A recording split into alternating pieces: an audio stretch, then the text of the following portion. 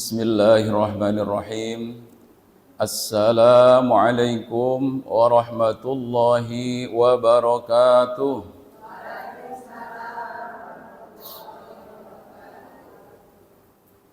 Bismillah, alhamdulillah, wassalatu wassalamu ala habibina wa syafi'ina wa nabiyyana wa maulana Muhammadin sallallahu alaihi wasallam wa ala alihi wa ashabi sadatil kiram, amma ba'du.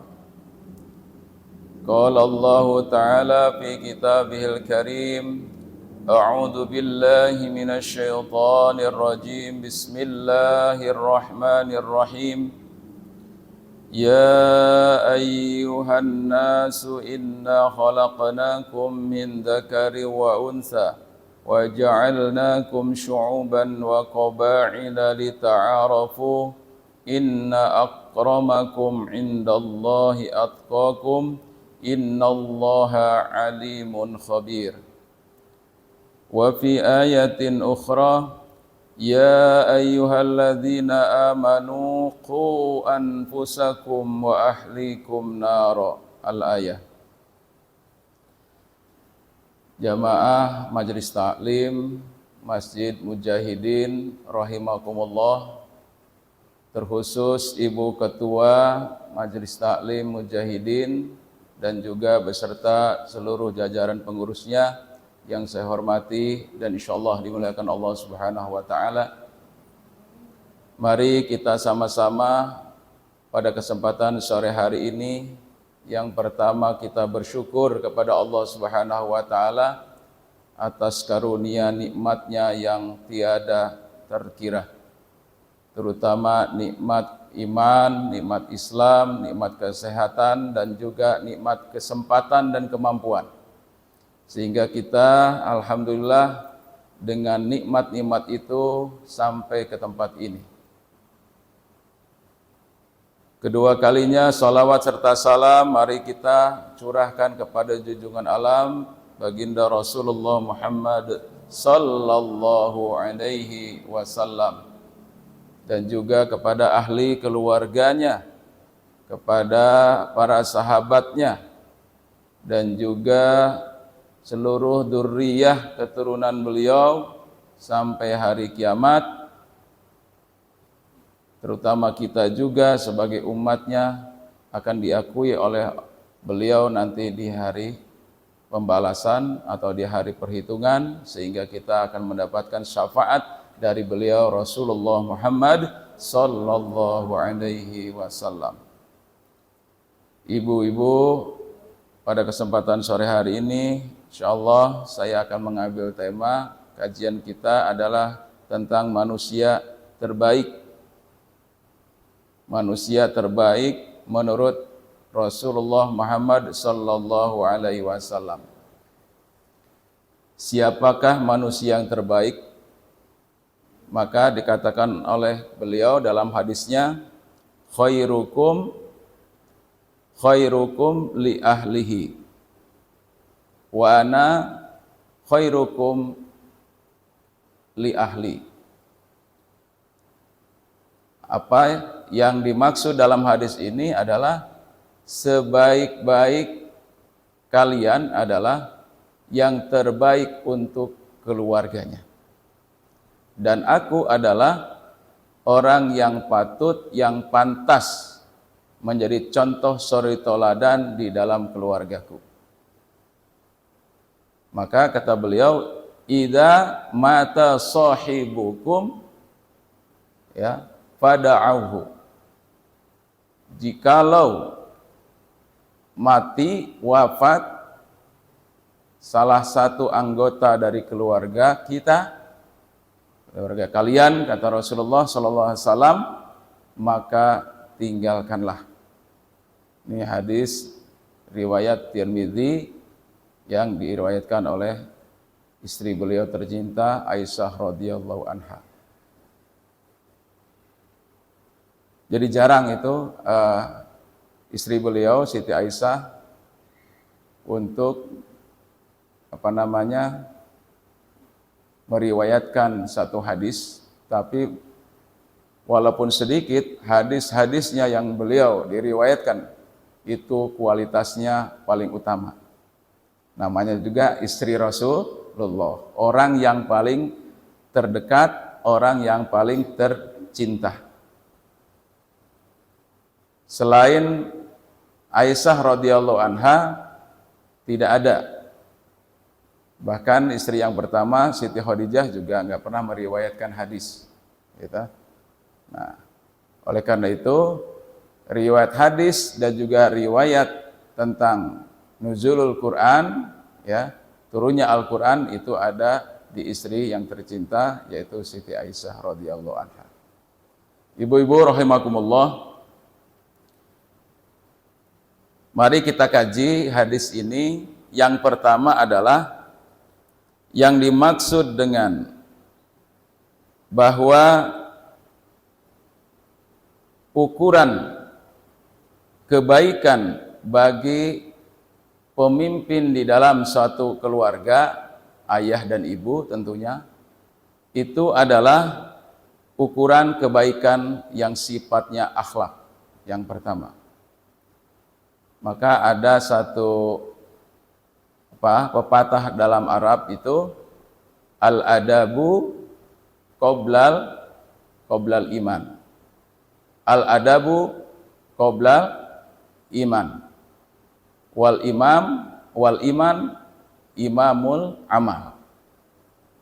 Jadi posisi adab itu sebelum kita iman. Boleh dikatakan seperti itu. Apa maksudnya? Bahwa dulu baginda Rasulullah Muhammad sallallahu alaihi wasallam ketika beliau sebelum menjadi nabi, menjadi rasul, diutus oleh Allah Subhanahu wa taala pada usia 40 tahun, ya. Bahwa ciri-ciri untuk kenabian itu sudah diketahui oleh masyarakat Arab, khususnya masyarakat Mekah. Ya, secara apa? Secara karakternya, secara sikapnya. Bahkan beliau pada waktu itu diberi gelar oleh masyarakat kota Mekah dengan Al-Amin, orang yang terpercaya. Ya, nggak pernah beliau itu kalau ngomong itu berdusta. Ya, seusia anak-anak itu pada waktu itu beliau juga sama seperti anak-anak lainnya. Kategori beliau itu termasuk golongan dari masyarakat masakin, miskin. Sehingga beliau di usia umur berapa itu? 6 tahun itu sudah ngembala kambing. Ngembalakan kambing tetangganya. Ya tentunya yang kategorinya ya orang kaya gitu ya. Nah, di dalam tugas beliau itu sebagai pengembala kambing, ini sudah menunjukkan bahwa beliau itu adalah sebagai sosok pemimpin yang bisa bagaimana mengatur itu kambing, ternak kambing tadi itu, ya ketika dikeluarkan dari kandangnya, kemudian disitulah beliau mengawasinya, gitu, mengawasinya dari berbagai macam mungkin termasuk binatang-binatang buas diawasi, dan juga termasuk dari pengawasan orang-orang yang jahat, gitu ya. Nah, disitulah beliau dari sejak sebelum menjadi nabi, bahkan disitulah kepercayaan masyarakat Arab kepada beliau.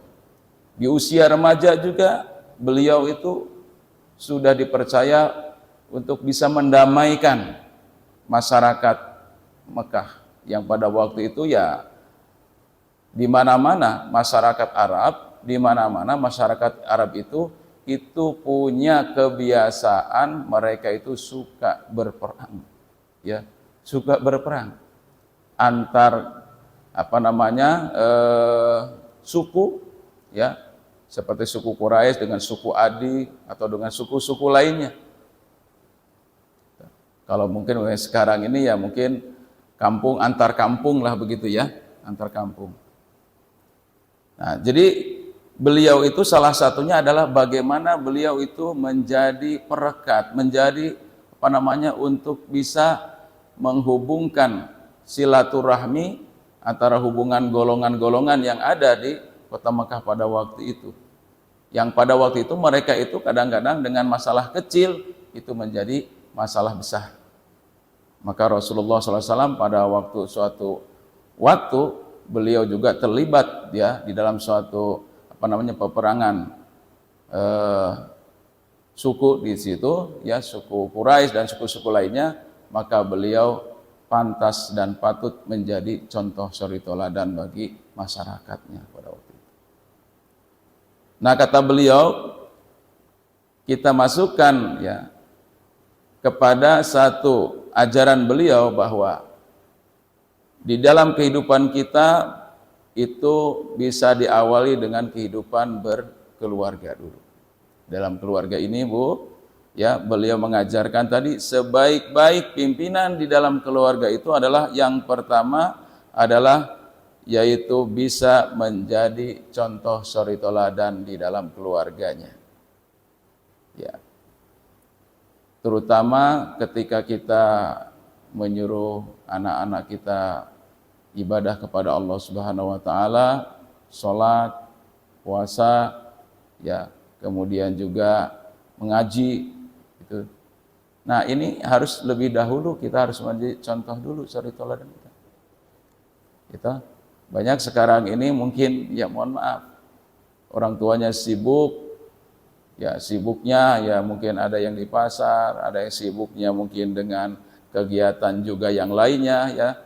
Sementara urusan-urusan masalah tadi, ibadah tadi itu semuanya terabaikan. Ya, terabaikan. Sementara ada anaknya itu mungkin bagus. Anaknya rajin ngajinya, rajin sholat berjamaahnya di masjid, gitu ya. Gitu ya. Sementara ada yang orang tuanya itu ya mungkin biasa-biasa aja, malah di rumah, tidak pernah kelihatan di masjid. Nah, ini seperti apa begini? Ya. Nah, ini sorotan ya di dalam ajaran Islam itu kena sorotan dari Allah Subhanahu wa taala, atamuruna nasabil birri wa tansawna anfusakum wa antum tatlunal kitab. Ya, apakah kamu menyuruh kebaikan kepada anakmu, kepada keluargamu, ya sementara dirimu sendiri tidak melakukannya. Jadi ini yang dimaksud dengan teguran dari Allah Subhanahu wa taala, sorotan dari Allah Subhanahu wa taala. Ya. Maka kata Rasulullah, ya sebaik-baik di antara kalian itu adalah orang yang menjadi teladan untuk keluarganya. Khairukum khairukum li ahlihi. Wa ana, kata Rasulullah, wa ana dan saya ya khairukum li ahli. Dan saya sendiri itu adalah betul-betul menjadikan contoh suri teladan di dalam keluargaku.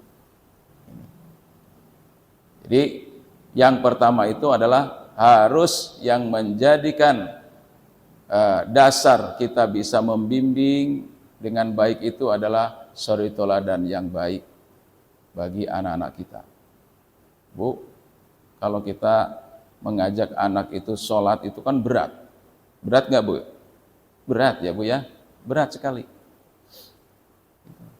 Dengan berbagai macam sekarang tantangannya, jadi kalau anak-anak itu sudah bermain, ya asik dengan permainannya, asik dengan kawan-kawannya bermain, itu kadang-kadang kita manggil, orang tua manggil, ibu manggil, itu ketutupan ya, walaupun kedengaran, ketutupan bahasanya itu dengan kesibukan permainannya.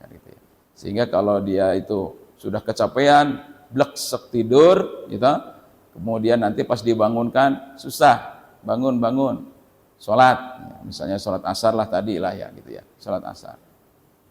Ada juga anak yang memang nggak biasa, ya nggak biasa tidur siang, main aja dari pulang sekolah, ya tadi pulang sekolahnya ada yang jam 12, ada jam setengah 3 nyampe rumahnya, itu langsung main. Pokoknya udah sampai rumah, nggak ada lagi di rumah, sudah gabung sama kawan-kawannya. Nah, padahal nanti waktu-waktu sholat itu memang kita ingin mengajarkan kepada anak-anak itu sholat tepat waktu dan juga berjamaah. Nah, sepentingnya itu ya kita saja yang sudah membiasakan diri ya betul-betul menyiapkan begitu ya kadang-kadang itu masih sulit anak itu mau mengikuti, apatah lagi ya kalau memang orang tuanya juga malas. Cuman kita kadang-kadang diperlihatkan Bu, dalam kehidupan itu ada aja ya supaya kita juga bisa menjadikan sebagai pembelajaran bagi kita. Itu ada ya tadi anaknya kok rajin tapi bapaknya nggak pernah kelihatan di masjid gitu ya, ibunya rajin ikut pengajian kan gitu ya, tapi anaknya nggak pernah ada dia di TPA. Nah, kebalikan ini ya bisa aja ada ya dalam kehidupan kita. Itu semuanya menjadi pembelajaran, kesabaran bagi kita, ya, bagi kita semuanya ya. Saya dan kita semua sama Bu. Tantangan dalam kehidupan kita itu selagi kita masih hidup di dunia ini, tantangan hidup yang menjadikan dasar ya kita diuji oleh Allah Subhanahu Wa Taala itu akan terus ada, nggak pernah berhenti. Nah itulah ya. Jadi ujian kehidupan itu ada yang diuji dengan kesusahan, ada yang diuji juga dengan kesenangan. Makanya ajib ya bagi orang-orang mukmin itu sangat luar biasa. Yang pertama dia kalau diberikan suatu kesenangan dia akan bersabar. Tapi kalau dia diberikan kesusahan ya kalau dia diberikan kesenangan dia bersyukur. Karena dia tahu konsepnya bersyukur itu pasti Allah akan tambah. Sebaliknya kalau dia diberikan kesulitan, maka dia terus ya meningkatkan usaha kesabarannya. Nah, jadi meningkatkan usaha kesabaran ini itu juga akan bersinergi dengan apa yang Allah akan uji kepada kita. Nah kan gitu. Allah tidak akan memberikan ujian kepada kita kalau di luar kemampuan kita. Allah tidak akan pernah memberikan ujian itu. La yukallifullahu nafsan illa wus'aha. Tidak pernah Allah memberikan ujian ataupun beban kepada kita itu sesuai dengan kemampuan kita. Ini yang pertama ya. Jadi contoh suri teladan itu utamakan. Yang kedua, Bu, kita juga sebagai orang tua adalah dalam rangka tadi menjadi contoh yang terbaik dalam keluarga kita adalah memberikan satu motivasi ataupun menjaga hubungan kekerabatan dengan orang-orang terdekat dengan kita. Ya. Kalau bahasa saya itu sekarang ini anak-anak itu kurang suka diajak untuk silaturahmi dengan saudara-saudara kita itu. Ya dia lebih suka yang modelnya healing trip traveling ya mungkin kemana ya kalau dia diajak cuman goes kemana-mana ya mau dia, atau naik gunung atau kemana kan gitu ya. Bahkan ada yang suka nonton bioskop gitu, sukanya begitu malah ngajak orang tuanya. Kalau diajak ke keliling-keliling ya ke tempat saudara jarang ada yang mau. Nah inilah tantangan kita. Padahal Rasulullah Shallallahu Alaihi Wasallam itu ya jangankan yang mati itu, yang meninggal itu adalah dari ahli keluarganya. Ya sebagai sahabatnya ada yang meninggal, nah beliau sering mengajarkan kepada dzurriyyahnya, kepada keluarganya untuk menyambung silaturahmi. Nah, apalagi ini kalau ada ya di dalam keluarganya itu hajatan misalnya, itu anak-anak sekarang ini susah diajak ya, ada barale, ada pesta ya di keluarganya, ayo kita berangkat. Ogahlah katanya, nggak mau gitu ya. Ya. Jadi kenapa seperti itu? Nah ini ada satu pergeseran nilai Ibu ya, ada pergeseran nilai. Namanya silaturahmi, menyambung kekerabatan itu penting ya, itu penting. Karena bisa jadi ya kalau ini dihilangkan budaya dan sebagai juga ajaran dalam Islam ini itu ya dihilangkan, ya kita lebih akrab kepada yang bukan saudara kita, maka suatu saat nah ada suatu masalah, suatu kendala, Ya anak kita misalnya dengan anak saudara kita, karena nggak pernah ketemu, saling ketemu sebelumnya, ya ternyata saudara itu, gitu ya. Ternyata saudara, ya mungkin di jalan, ya entah tabrakan, tahu-taunya setelah ya di dalam persidangan, saudara ternyata itu. Anu bin Anu, tempatnya di sini, nah dan seterusnya, kan gitu. Jadi kadang-kadang seperti itu, Bu. Belum lagi kejadian-kejadian yang lain, ini banyak. Ya, ada yang suka ya kepada ya lawan jenis itu kan ya wajar ya gitu. Ternyata itu adalah saudara yang masih ada hubungan darah, kan gitu ya. Nah, bisa jadi kan Bu ya, bisa jadi seperti itu. Ya, mohon maaf ya, kalau misalnya itu tadi kadang-kadang ada yang punya suami ya, mungkin beberapa kali nikah, atau yang suaminya beberapa kali nikah juga seperti itu. Ya, tidak ada undang-undangan ya kepada sesama keluarganya, ya tahu-tahu anaknya sudah besar gitu ya. Ini bisa terjadi, Bu, ya, bisa terjadi seperti itu, ada pertemuan dan seterusnya. Padahal itu masih saudara. Oke. Ya, jadi yang pertama itu adalah yang harus kita perhatikan ya di dalam bagaimana kita menjadikan contoh yang terbaik, ya kata Rasulullah SAW adalah bagaimana kita menghubungkan kekerabatan itu di dalam keluarga kita yang terdekat. Kemudian yang ketiga adalah bagaimana kita memberikan satu ajaran, anjuran, manfaat ya kepada keluarga. Ya kan sebaik-baik manusia itu kan khairukum anfa'uhum khairun nas ya. Jadi khairun nas anfa'uhum linnas. Sebaik-baik manusia itu adalah orang yang bermanfaat bagi sesama. Nah ini, terutama di sini adalah kaum kerabat kita, wa atidal kurba, orang yang paling terdekat itu, maka berikanlah manfaat haknya pada mereka. Ya, sudah menjadi sunatullah, Bu. Dalam satu keluarga besar itu ada berbagai macam dinamika kehidupan.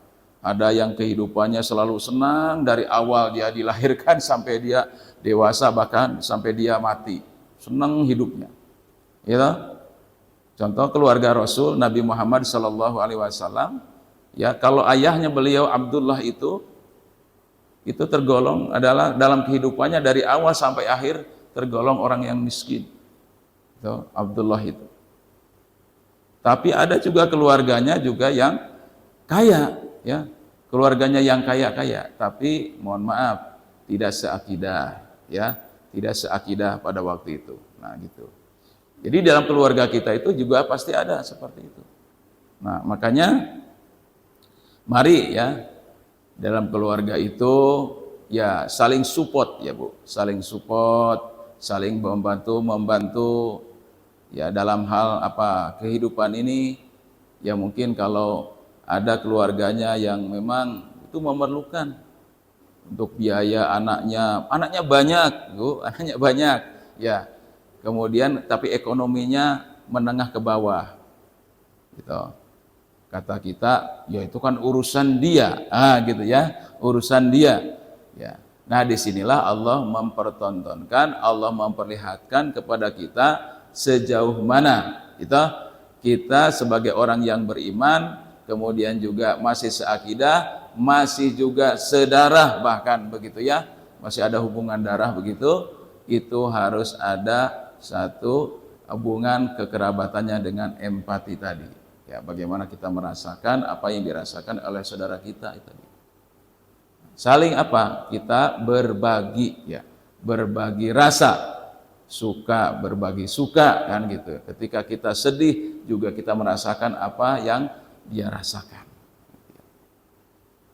Ini utamakan. Makanya dalam Al-Qur'an itu wa atidal qurba haqqahu. Ya, berikanlah ya kepada kaum kerabat yang terdekat akan hak-haknya sebagai keluarga.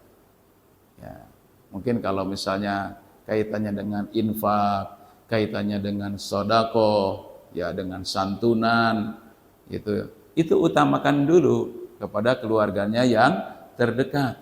Ya kalau ada santunan-santunan, Jadi jangan kita ini karena dengan ini urusan apa namanya, wah ini urusan lain, ini urusan apa namanya masyarakat banyak, ya kondisi kita sekarang ini ya. Jadi ada saudaranya yang kekurangan Bu, itu nggak kelihatan. Tapi orang yang jauh di sana, ya karena dia mempunyai keinginan tertentu, mempunyai tujuan tertentu, dijug-jug ke sana. Apa Bu dijug-jug itu? Dilakonin ke sana gitu ya. Nah gitu, dilihatkan. Karena di sana dia punya kepentingan tertentu. Padahal ya yang menjadi keluarganya terdekat dia terlantar. Nah ini jangan sampai salah kaprah ya. Jadi makmurkan dulu, bantu dulu kaum kerabatnya yang terdekat. Nah, disinilah yang dimaksud oleh baginda Rasulullah SAW bahwa ciptakan ya akhlak itu yang terbaik itu adalah dengan amal perbuatan kita, dengan sikap kita. Ya namanya Bu dengan keluarga Bu ya, kalau sudah membantu benar-benar Bu tulus ikhlas. Jangan ada udang di balik ya.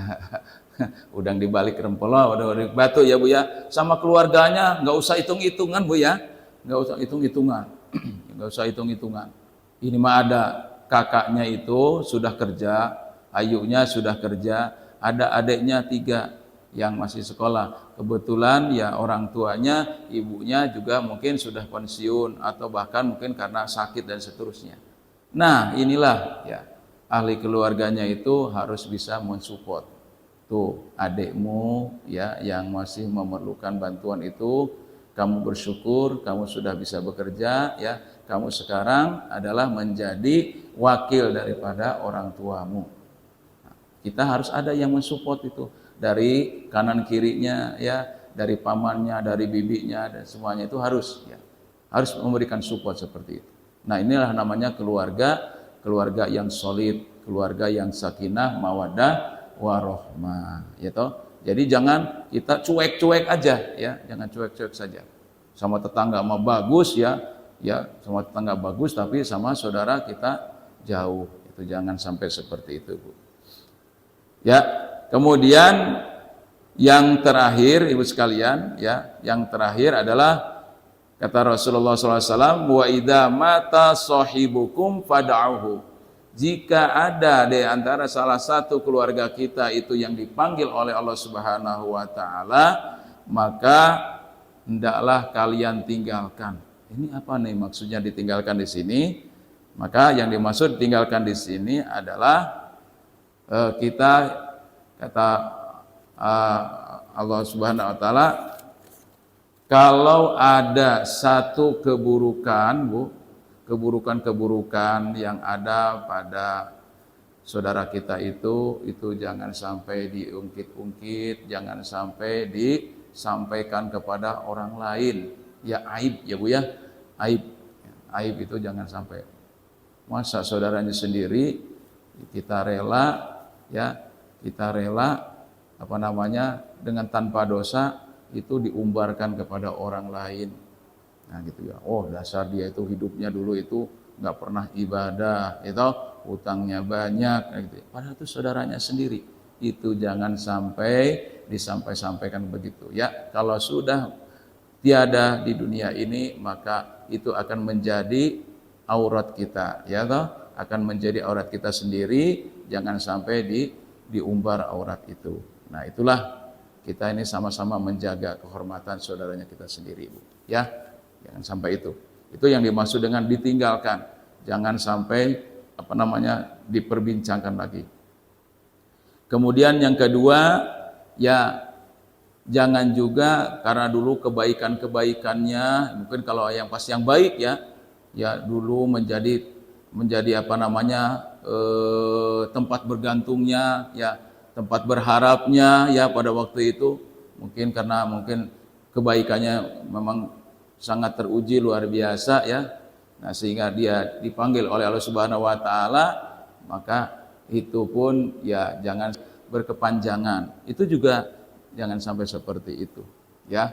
Karena Allah Subhanahu wa taala sudah katakan bahwa kita itu memang dalam hidup ini diberikan juga rezeki kita masing-masing. Ya, tidak ada istilahnya itu, aduh ini nanti bagaimana saya ini kalau si mbak saya atau bibi saya atau ya barangkali termasuk orang tua kita. Ya buktinya kita sekarang Bu ya, mungkin ada di antara kita yang orang tuanya juga, apalagi kita ya sudah sama-sama tidak punya, ada ya toh. Ataupun ada juga yang kita betul-betul kita dijadikan sebagai tadi harapan tadi di dalam keluarga, kok tiba-tiba nggak ada ya. Itu manusiawi Bu di awal-awal ya. Di awal-awal. Jadi jangan terus bersedih, berkepanjangan ya. Maka kata Rasulullah sallallahu alaihi wasallam, tinggalkan semua kesedihan itu. Ya karena manusia itu semuanya kalau masalah kematian ya tinggal nunggu gilirannya. Ya toh? Jadi sebagaimana Rasulullah SAW katakan, relakan kematianku, wahai keluargaku, wahai para sahabatku. Ya manusiawi. Contohnya ya Umar bin Khattab saat berada di medan perang pada waktu itu dikabarkan Rasulullah SAW katanya wafat, kan begitu ya. Maka seperti mendengar geledek di siang hari. Kok nggak kayak percaya begitu ya? Itu sekaliber Umar bin Khattab. Coba kamu ulangi lagi, ya. Siapa yang mau ya ditebas lehernya, ya, mengatakan Nabi Muhammad itu sudah wafat. Nah, gitu ya. Maka ketika itu disadarkan pada waktu itu oleh Amirul Mukminin yang pertama yaitu Abu Bakar Siddiq. Wahai Umar, ya Muhammad itu adalah sebagai rasul, sebagaimana manusia biasa ya, yang sebelum-sebelumnya mereka juga ada para rasul ya, para nabi yang sudah dipanggil oleh Allah Subhanahu wa taala. Itu ada di dalam ayat Al-Qur'an. Gitu. Ada di dalam ayat Al-Quran. Maka ketika mendengar ayat-ayat itu yang disampaikan oleh Abu Bakar Siddiq, seolah-olah dia baru mendengarnya lagi. Nah itu hebatnya itu Bu, hebatnya Umar bin Khattab gitu ya, tegas kemudian galak gitu, apalagi ya yang ada pada Umar itu keberaniannya luar biasa ya. Tapi ketika dia ya mendengarkan ayat-ayat Allah Subhanahu wa taala, mudah langsung untuk terenyuh. Nah, ini bedanya dengan kita ya. Dengan kita. Kita ya alhamdulillah kalau kita mendengar ada orang yang wafat diumumkan di masjid, di musola, ya inna lillahi wa inna ilaihi rajiun. Nah, itu. Tapi kadang-kadang ada yang agak kurang percaya tuh. Ya, apa iya ya? Oh, meninggal ya. Ya, ucapan yang pertama itu masih heran-heran ya. Pak, iya benar. Barusan tadi ngomong sama saya, ketemu dengan saya tadi, makan sarapan dengan saya. Nah, gitu ya. Enggak pernah sakit sebelumnya dan seterusnya. Enggak nyangka ya.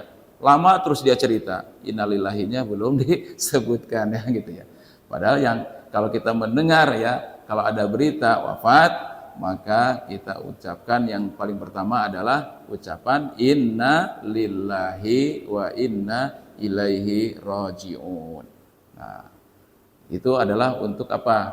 Menjadikan bahwa dari kita ya menyetop istilahnya itu bahasa-bahasa ya pikiran kita, hawa nafsu kita yang seakan-akan tidak percaya tadi itu ya insya Allah dengan adanya kalimat tersebut masuk ke dalam hati kita, kita juga akan menjadi legowo gitu, akan menjadi logo. Tapi manusiawi Bu itu ya.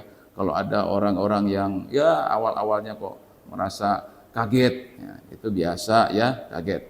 Tapi dengan diingatkan dengan kalimat itu, ya kemudian juga diberikan nasihat, ya dengan kita sebagai sahabat, kita sebagai orang tua dan seterusnya, ya insya Allah ya tidak akan berlarut-larut dalam kesedihan. Nah, ini ya satu akhlak ya, beberapa akhlak yang bisa kita jadikan ya sebagai toladan di dalam keluarga kita, khususnya kita sebagai kepala keluarga di dalam rumah tangga kita masing-masing. Jadi insya Allah ya yang terbaik kata Rasulullah SAW tadi adalah orang yang bisa menjadikan hak kebaikan itu adalah dari keluarganya. Jangan sampai kebaikan itu ya kita lewatkan dari keluarga kita. Kita lebih cenderung kepada orang lain ya. Jadi kan ya sepantasnya bahwa keluarga kita itu adalah sebaik-baik teman ya, sebaik-baik orang yang paling kita cintai setelah Allah dan Rasulnya. Kemudian adalah kita ini sebagai orang tua sebaik-baik pendidik ya toh, terutama ibu adalah al ummu madrasatul ula. Ibu adalah orang yang pertama yang menjadi pendidik bagi anak-anaknya. Ya itulah. Jadi gimana pun juga nanti bisa anaknya itu berpikir, saya menjadi pejabat, saya sekarang sukses ya menjadi konglomerat itu ya bukan karena siapa-siapa. Pertama adalah karena doa dan juga pendidikan jerih payahnya ibu ya, orang tua. Makanya dalam hadis itu, kata hadis ya, ada sahabat bertanya, siapa orang yang paling aku harus aku hormati, yang harus aku hargai? Ya ummuka, baru abuka, ya baru bapakmu. Nah inilah penghargaan kepada kaum ibu ya. Insyaallah ibu sekalian, kita ini sekarang sudah bulan Rajab ini sudah hampir separuh ya Bu ya, bulan Rajab ya Bu. Tanggal berapa hari ini bulan Rajab? Ada yang menghitung ya Bu?